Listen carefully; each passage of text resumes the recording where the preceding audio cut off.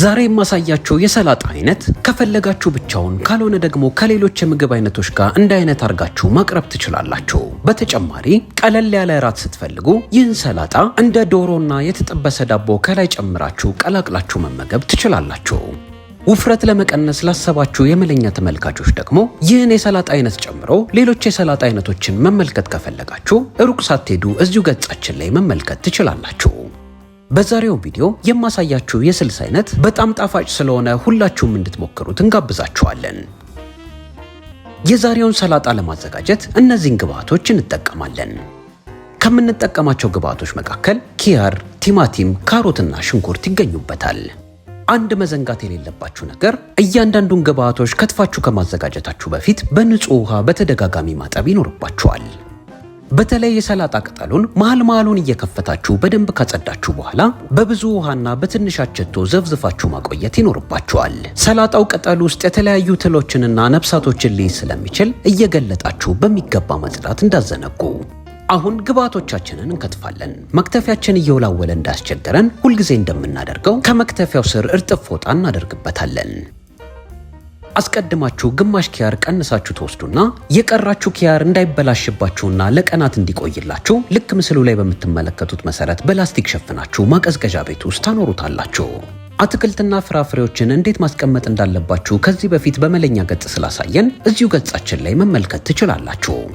ኪያሩን በፈለጋችሁት ቅርጽ ላበላላ መቺ እንዲሆን አርጋችሁ በትንንሹ ትከትፉታላችሁ። ኪያርና ዝኩኒ አንድ አይነት ለሚመስላችሁ የመለኛ ተከታታዮች ሁለቱም የተለያዩ ናቸው። ኪያር ከዝኩኒ አንጻር ነጣ ያለ አረንጓዴ ቀለም አለው። ዝኩኒ ደግሞ በአንድ በኩል ወጣ ያለ ግንድ ይኖረዋል። ኪያሩን ከከተፋችሁ በኋላ ሽንኩርቱን ምስሉ ላይ በምትመለከቱት መሰረት በቀጫጭኑ ትከትፉታላችሁ። እያንዳንዱን የአትክልት ግብአቶች እየከተፋችሁ ሰላጣውን የምትቀላቅሉበት ጎድጓዳ ሳህን ውስጥ ትገለብጣላችሁ። በመቀጠል ቲማቲም ታዘጋጃላችሁ።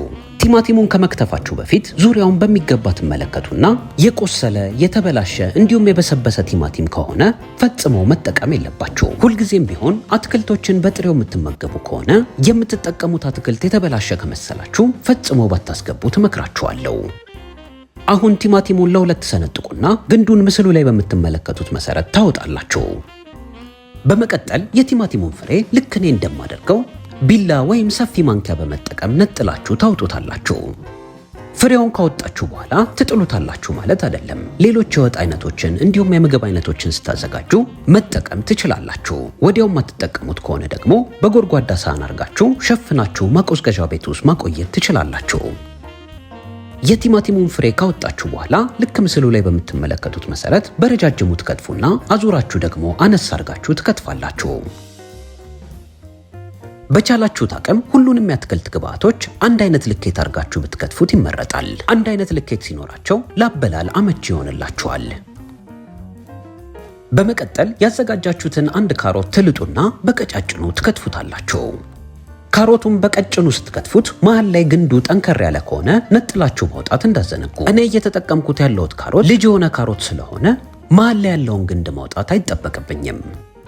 በተጨማሪ ካሮት በቀጭኑ የመክተፍ ልምዱ ከሌላችሁ የካሮት መላጫ መጠቀም ትችላላችሁ። ካሮቱን ዙሪያውን በሚገባ ከላጣችሁት በኋላ ቢላ በመጠቀም በትንንሹ ከትፋችሁ ሰላጣችሁ ላይ ማስገባት ትችላላችሁ። በመለኛ የምናዘጋጃቸውን የተለያዩ የምግብ ግብአቶች ማዘዝ ለምትፈልጉ የመለኛ ተከታታዮች የኢንስታግራም ገጻችን ላይ መልእክት በመላክ ማዘዝ ትችላላችሁ። የማረቆ በርበሬ፣ ሚጥሚጣ፣ 3 አይነት የሽሮ አይነቶች፣ የማጣፈጫ ቅመሞች፣ በሶ፣ የቡላ ዱቄት፣ የአጥሚትና የገንፎ እህልን ጨምሮ የተነጠረ ለጋ ቂቤ ታገኛላችሁ። ኢትዮጵያ ውስጥና ከኢትዮጵያ ውጭ ሆናችሁ ኢትዮጵያ ውስጥ ላለ ወዳጃችሁ ማዘዝ ከፈለጋችሁ የሱንም አማራጭ አዘጋጅተናል። ሁሉንም አትክልቶች ከትፋችሁ ካዘጋጃችሁ በኋላ ሰላጣችሁን ደግሞ ትከትፋላችሁ። እኔ ሁለት አይነት ሰላጣ ተጠቅሜያለሁ። አንደኛው የሰላጣ አይነት ገበያው ላይ የቻይና ሰላጣ እየተባለ የሚሸጠው ሲሆን ሁለተኛው ደግሞ ያበሻው ሰላጣ ነው። ከቻይናው ሰላጣ ላይ ቅጠሉን ብቻ በቀጫጭኑ ከትፋችሁ ትጨምራላችሁ። ግንዱን መጨመር ከፈለጋችሁ በተወሰነ መልኩ ማስገባት ትችላላችሁ። የቻይናውን ሰላጣ በከተፋችሁበት ልኬት ያበሻውንም ሰላጣ ትከትፋላችሁ። ሰላጣዎቹን ከትፋችሁ ከማዘጋጀታችሁ በፊት መርሳት የሌለባችሁ ነገር ሰላጣውን ከግንዱ ከቀነጠሳችሁ በኋላ እየገለጣችሁ ውስጡን በሚገባ በውሃ ማጽዳት ይጠበቅባችኋል። በውሃ በሚገባ ካጸዳችሁት በኋላ ውሃው ላይ ትንሽ አቸቶ በመጨመር ሰላጣውን ለተወሰነ ደቂቃ ማቆየት ይኖርባችኋል። የአትክልት ግብአቶቻችን ከተከተፉ በኋላ ይህንን ይመስላሉ። እኔ ይህን ሰላጣ ለእራት ስለሆነ ያዘጋጀሁት እራት ሰዓት እስኪደርስ ድረስ ለተወሰነ ደቂቃ ሸፍኛ አስቀምጨዋለሁ። አሁን ደግሞ ስልሱን እንዴት እንደምታዘጋጁ አሳያችኋለሁ። የዛሬውን ስልስ ለማዘጋጀት አስቀድማችሁ አንድ የሾርባ ማንኪያ የተቀመመ የሰናፍጭ ስልስ ትጨምራላችሁ። ስልሱን ከጨመራችሁ በኋላ አንድ የሎሚ ጭማቂ ከላይ ትጨምቁበታላችሁ። ይህ የሰናፍጭ ስልስ በእንግሊዝኛ አጠራሩ መስተርድ ይባላል። የውጭውን የሰናፍጭ ዘር ካገኘው እንዴት እንደሚዘጋጅ አሳያችኋለሁ። ሎሚና መስተርዱን ከጨመራችሁ በኋላ በሚገባ ትቀላቀሉታላችሁ። መስተርዱ ከሎሚው ጋር በሚገባ ከተዋሃደላችሁ በኋላ አንድ የሾርባ ማንኪያ የወይራ ዘይት ከላይ ታስገባላችሁ። ከወይራ ዘይቱ በተጨማሪ ትንሽ ቀጠን ለማድረግ 2 የሾርባ ማንኪያ ውሃ ከላይ ጠብ ታደርጋላችሁ። የምትጠቀሙት ውሃ ቀዝቃዛ መሆን አለበት። ስልሱ ቆንጆ ጣዕም እንዲኖረውና ትንሽ የማቃጠል ይዘት እንዲኖረው 1 ቁንጥር ቁንዶ በርበሬና 1 ቁንጥር ጨው ከላይ ትጨምራላችሁ። በተጨማሪ የተሻለ ጣዕም እንዲኖረው ግማሽ የሾርባ ማንኪያ ማር ከላይ ታደርጋላችሁ። የምትጠቀሙት ማር ወለላ ማር ቢሆን ይመረጣል። ከማሩ በተጨማሪ የበለጠ ጣፋጭ እንዲሆንላችሁ ከፈለጋችሁ ደግሞ 1 ቁንጥር ቡኒ ስኳር ከላይ ማድረግ ትችላላችሁ። ግብአቶቹን ከጨመራችሁ በኋላ ማንኪያ በመጠቀም በሚገባ ትቀላቀሉታላችሁ። መስተርዱ ሊጓጉል ስለሚችል እጃችሁን በሚገባ እያሽከረከራችሁ ብትን እስኪል ድረስ መቀላቀል ይጠበቅባችኋል። ይህን የሰላጣ ስልስ አስቀድማችሁ አዘጋጅታችሁ ማቀዝቀዣ ቤት ውስጥ አቆይታችሁ እስከ 2 ቀን ያህል መመገብ ትችላላችሁ። ሌሎች የሰላጣ ስልስ አይነቶችን መማር ከፈለጋችሁ ደግሞ እዚሁ ገጻችን ላይ ታገኛላችሁ። በማዮኔዝ በአቮካዶ እንዲሁም በሎሚ የሚዘጋጁ የተለያዩ ስልሶችን ከዚህ በፊት አሳይተናችኋል። የዛሬው ሰላጣ ላይ እኔ ከጨመርኳቸው አትክልቶች በተጨማሪ የተለያዩ ጥሬ አትክልቶችን መጨመር ከፈለጋችሁ መጨመር ትችላላችሁ። የበሰሉ ነገሮችንም ማስገባት ከፈለጋችሁ እንደ ተቀቀለ ድንች እንዲሁም የተጠበሰ ዶሮ ከላይ ማድረግ ትችላላችሁ። አሁን ያዘጋጃችሁትን ስልስ ከላይ ትጨምሩና በሚገባ ትቀላቅሉታላችሁ። ስልሱ ወደ ታች ቶሎ ስለሚወርድባችሁ ከስር የቀረውን ወደ ላይ ማምጣት ይጠበቅባችኋል። ይህን የሰላጣ አይነት ከዚህ በፊት ካሳየኋችሁ የተለያዩ ምግቦች ጋር አብራችሁ እንደ ማባያ ማቅረብ ትችላላችሁ። ከፈለጋችሁ ደግሞ ከምግብ በፊት እንደ ማዳረሻ አድርጋችሁ ማቅረብ ትችላላችሁ።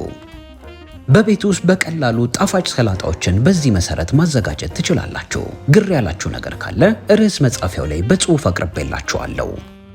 የዛሬውን የመለኛ ቪዲዮ እዚህ ድረስ ከተከታተላችሁት የት አካባቢ ሆናችሁ እንደምትመለከቱን አስተያየት መጻፊያው ላይ ጻፉልን።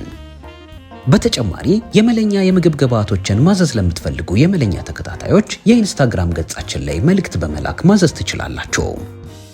ሰላጣ በፍሬንች ድሬሲንግ እንግዲህ ይህንን ይመስላል። የዛሬውን ቪዲዮ ስለተከታተላችሁ ከልብ እናመሰግናለን።